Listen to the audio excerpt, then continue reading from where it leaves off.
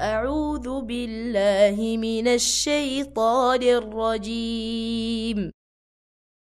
يا أيها الذين آمنوا لا تبطلوا صدقاتكم بالمن والأذى كالذي ينفق ماله رئاء الناس ولا يؤمن بالله واليوم الآخر فمثله كمثل صفوان عليه تراب فأصابه وابل فتركه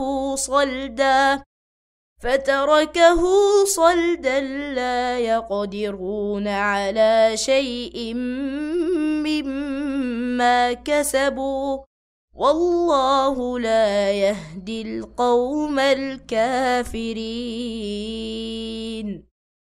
اے ایمان والو، اپنے صدقات کو احسان جتا کر اور دکھ دے کر اس شخص کی طرح خاک میں نہ ملا دو جو اپنا مال محض لوگوں کے دکھانے کو خرچ کرتا ہے اور نہ اللہ پر ایمان رکھتا ہے نہ آخرت پر۔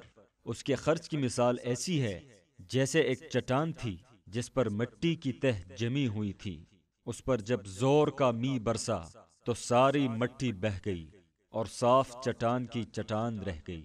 ایسے لوگ اپنے نزدیک خیرات کر کے جو نیکی کماتے ہیں اس سے کچھ بھی ان کے ہاتھ نہیں آتا، اور کافروں کو سیدھی راہ دکھانا اللہ کا دستور نہیں ہے۔